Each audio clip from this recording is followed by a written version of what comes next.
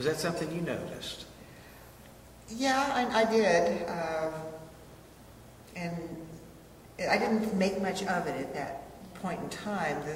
The thing that I remembered the other day, as we were preparing, kind of rolling memories and getting ready to talk, is at about this age, when puberty started and Sarah started having periods, we had a family dinner to celebrate her womanhood,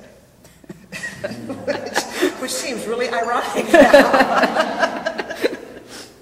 It was just like, you're a woman now. Yeah, and I didn't even remember that. I do remember my period starting, but I don't remember anything about the rest of puberty. It's just a blank in my mind. Oh my gosh, he was beachy.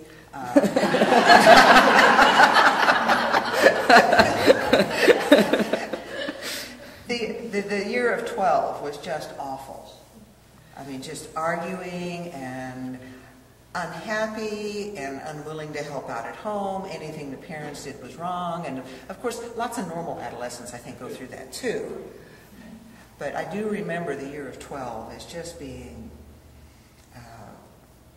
hard. And you were moving more and more into staying at the computer, which was, I guess, a safe place for you. Yeah, it was an escape mechanism.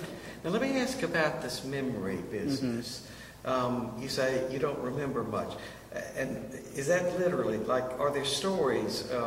Do you remember stories from that period of time? I remember things that happened. I just don't remember my body changing at all. I mean, I know at one point I didn't have breasts, and at another point I did. And I do have one very clear memory. I was about 10, and I had just started getting pubic hair. And I was standing in a friend's kiddie pool with my arms up in my air going, look, I have hair, or something, trying to get somebody to pay attention to me, and they weren't paying attention. And I don't know. But after that, I don't remember anything. I know that's something I've heard a lot from gay people who will say at particular times in their life, they just don't remember much. I've got a friend who can almost remember nothing from college because he was repressing his sexual identity at the time, his sexual orientation as a gay man. And that's just a theme I've heard a lot. Yeah, and trans people around, the time puberty hits tend to have some kind of reaction, and it varies from person to person, but there's almost always some sort of denial, dislike of the body. It can be just blocking it out, wearing clothes in the shower, self-harming, all kinds of things that happen at that point. There's so much energy going on that you can't really be present to your memories, your life, your body, what's happening. I mean, and Mom said it, like I was just at the computer all the time, and it's still my escape mechanism when I need one, but I was just, would spend all day playing video games or surfing the internet or watching TV or anything not to be in my own life. And I don't know if all of that had to do with being transgender or not, but I'm quite certain that played a role.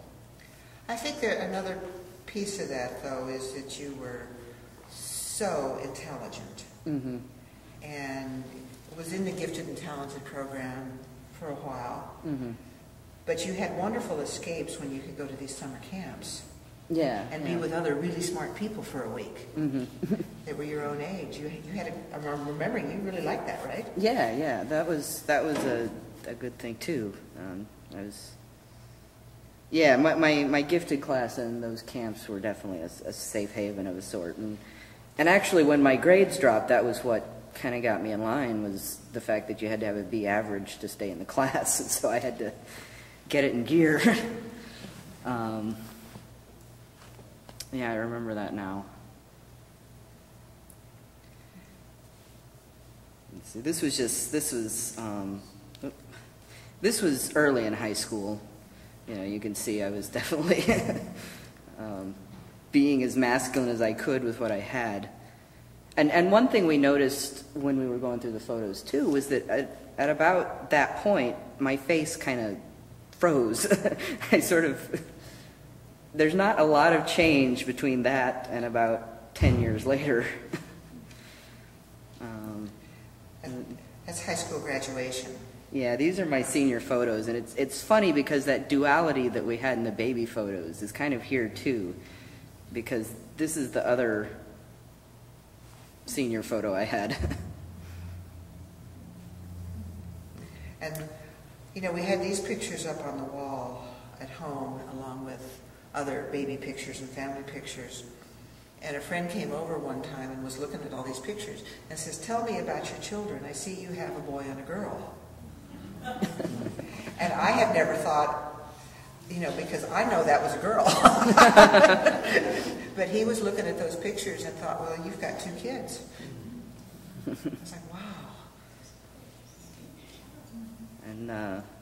And it was right after we moved to Fayetteville too that I just started getting really depressed and started seeing a therapist. And coming to Fayetteville was nice because it got me out of that environment where I was being picked on, even though I still didn't really fit in.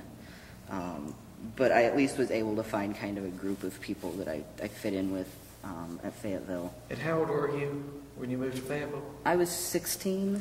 Junior in high school. Yeah, I did my junior and senior year here. And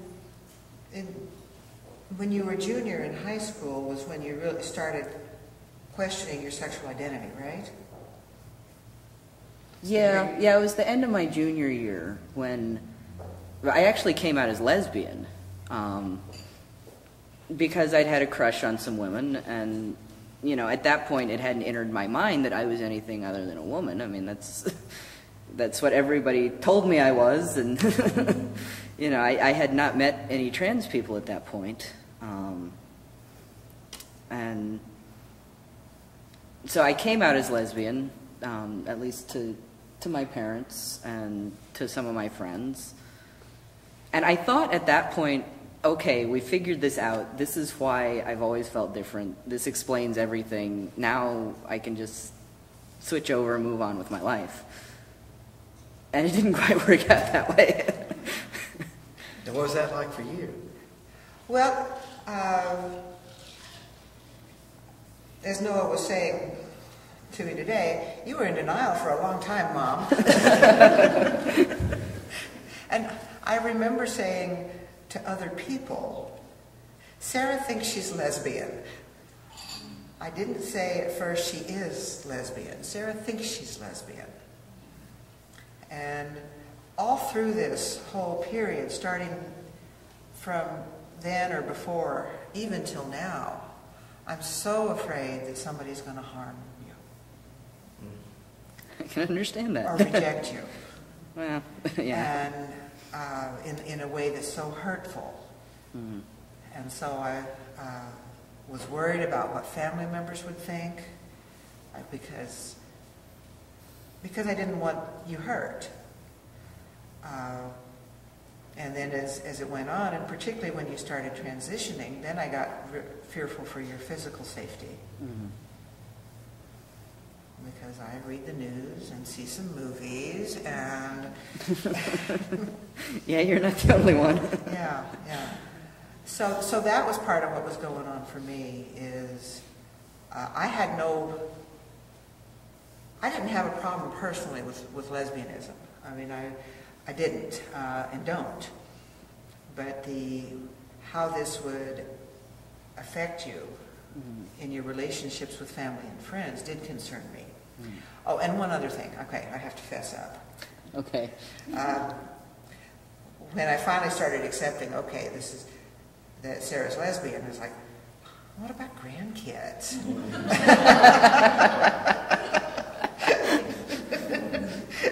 and we still say it can happen, but but that reaction surprised me. But it just came up. What about grandkids? And so there was that reaction. Yeah, sense of loss. Yeah. But and a protective sense of just not wanting my child to be hurt were the main reactions I had at that time. So, yeah, and then I went away to college. And I actually didn't realize that I was going to college at a college that was considered a queer mecca. Where did you go? I went to Antioch College in Ohio, and it is about the liberalest of liberal places you could possibly be. And I think the straight people might actually have been in a minority on the campus. Certainly the men were in a minority on the campus. And, well, this is... you knew that before you went. I don't remember knowing that. I remember when I went as a prospect, I'd already agreed to go there. And somebody said to me in the cafeteria, well, don't come here just to date the girls. like it never works out. It's like, and my reaction to that was like, what? Huh?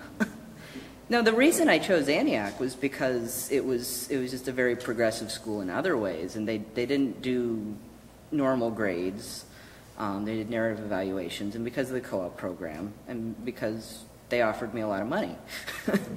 So, I mean, but then I got there, and I found out that I actually fit in pretty well there, better than I realized I would. Let's see, this was my second semester. I had dyed my hair purple. Do you remember that I didn't tell you guys? Oh, I know, yeah. First trip home, we go to meet the plane, and we have this kid in a bright orange shirt and bright purple hair.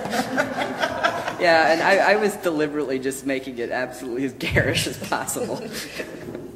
And it was just great fun. And we went to Colorado over Christmas that year. Oh, yeah. And this was Campbell, by the way. This is Campbell. Okay. Oh, yeah, my first semester of college, there were literally like a dozen Sarahs on a campus of 600 kids. And I don't know, it just seemed natural to me to switch to my middle name. And I remember at the time thinking I kind of like having an androgynous name, but I didn't think through it any further than that at that point. But it was just, we were driving to Colorado through Kansas, of course. And, Noah, Sarah was Campbell. I was that this purple hair was going to shock people. Well, purple is the color of the Kansas State football team, and they were playing in a bowl game, and everybody thought, oh, you're rooting for the K-State team. So that purple hair fell flat.